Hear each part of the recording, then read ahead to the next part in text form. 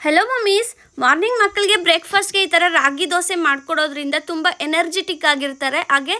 tasty ಆಗಿರೋದ್ರಿಂದ ಮಕ್ಕಳು ಇಷ್ಟಪಟ್ಟು ತಿಂತಾರೆ ಸೋ ಯಾವ ತರ ಮಾಡೋದು ಅಂತ ಹೇಳ್ತೀನಿ ಹಾಗೆ ಅದರ ಬೆನಿಫಿಟ್ಸ್ ಕೂಡ ತಿಳಿಸ್ತೀನಿ ಅದಕ್ಕಿಂತ ಮುಂಚೆ ಯಾರೆಲ್ಲ ಸಬ್ಸ್ಕ್ರೈಬ್ ಮಾಡದೆ ನೋಡ್ತಾ ಇದ್ದೀರಾ ಬೇಗ ಹೋಗಿ ಸಬ್ಸ್ಕ್ರೈಬ್ ಮಾಡ್ಕೊಳ್ಳಿ ಹಾಗೆ ಮಕ್ಕಳಿಗೆ ಬೇಕಾಗಿರೋ ಒಂದಷ್ಟು ರೆಸಿಪೀಸ್ ನನ್ನ ಚಾನೆಲ್ ಅಲ್ಲಿ ಇದೆ ಹೋಗಿ ನೋಡಿ ನಿಮ್ಮ ಮಕ್ಕಳಿಗೂ ಮಾಡ್ಕೊಡಿ ಈ ರಾಗಿ ದೋಸೆನ ತುಂಬಾ ಈಜಿಯಾಗಿ ಮಾಡ್ಕೋಬಹುದು ಅದು ಮಾಡ್ಕೊಳ್ಳೋದಕ್ಕೆ ರಾಗಿ ಹಸಿಟ್ಟು ಬೇಕಾಗುತ್ತೆ ನಾವು ನಾರ್ಮಲ್ ಆಗಿ ಮುದ್ದೆಗೆ ಯೂಸ್ ಮಾಡ್ತೀವಲ್ಲ ಸೋ ಆ ರಾಗಿ ಹಸಿಟ್ಟು ಮತ್ತೆ ಒಂದು ಸ್ವಲ್ಪ ಚಿರೋಟಿ ರವೆ ತಗೊಂಡಿದ್ದೀನಿ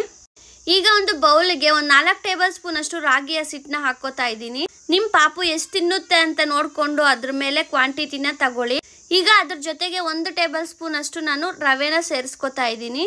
ರಾಗಿ ಹಸಿಟ್ಟು ಮತ್ತೆ ರವೆನ ಚೆನ್ನಾಗಿ ಫಸ್ಟ್ ಮಿಕ್ಸ್ ಮಾಡ್ಕೊಳ್ಳಿ ಅದಕ್ಕೆ ಎಷ್ಟು ನೀರು ಬೇಕೋ ಅಷ್ಟು ನೀರನ್ನ ಹಾಕೊಂಡು ಚೆನ್ನಾಗಿ ಮಿಕ್ಸ್ ಮಾಡ್ಕೋಬೇಕು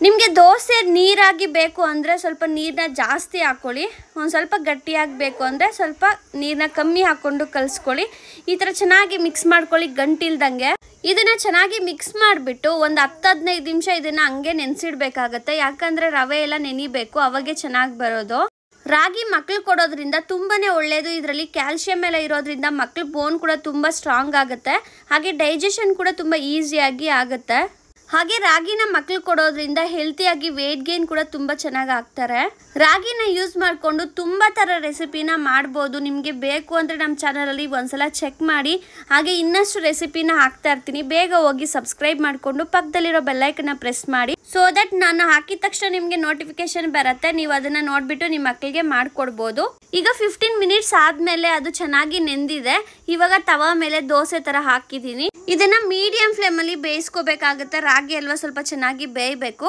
ಹಾಗೆ ಸೈಡ್ ಅಲ್ಲಿ ಒಂದು ಸ್ವಲ್ಪ ತುಪ್ಪನ ಹಾಕೊಳ್ಳಿ ಸ್ವಲ್ಪ ಜಾಸ್ತಿನೇ ಹಾಕೊಳ್ಳಿ ಚೆನ್ನಾಗಿರುತ್ತೆ ಟೇಸ್ಟ್ ದೋಸೆ ಮೇಲೆನೂ ಸ್ವಲ್ಪ ತುಪ್ಪನ ಹಾಕಿ ಸೌರಿ ಯಾಕಂದ್ರೆ ಅದು ವೈಟ್ ಆಗಿರುತ್ತೆ ರಾಗಿ ಹಾಕಿರೋದ್ರಿಂದ ಸ್ವಲ್ಪ ಮೇಲೆನೂ ತುಪ್ಪ ಹಾಕಿ ಚೆನ್ನಾಗಿ ಬೇಯಿಸ್ಕೊಳ್ಳಿ ಈ ದೋಸೆನ ನಾವು 8 ಮಂತ್ಸ್ ಇಂದ ಮಕ್ಕಳಿಗೆ ಆರಾಮಾಗಿ ಕೊಡಬಹುದು ಫಿಂಗರ್ ಫುಡ್ ಆಗಿ ಕೊಡಬಹುದು ದೋಸೆನ ಪೀಸಸ್ ಆಗಿ ಮಾಡಿಬಿಟ್ಟು ಇದು ಸ್ವಲ್ಪ ಟೇಸ್ಟ್ಗೋಸ್ಕರ ನಾನು ಉಪ್ಪನ್ನ ಸೇರಿಸಿದ್ದೀನಿ ಅದನ್ನ ಹೇಳೋದು ಮರ್ತೋಯ್ತು ಈಗ ಚೆನ್ನಾಗಿ ಅದನ್ನ ಮೀಡಿಯಂ ಫ್ಲೇಮ್ ಅಲ್ಲಿ ಎರಡೂ ಕಡೆ ಚೆನ್ನಾಗಿ ಬೇಯಿಸ್ಕೋಬೇಕಾಗುತ್ತೆ ಈ ದೋಸೆನ ನೀವು ಒಂದ್ಸಲ ಟ್ರೈ ಮಾಡಿ ನಿಮ್ಮ ಮಕ್ಕಳಿಗೂ ಕೂಡ ಇಷ್ಟ ಆಗುತ್ತೆ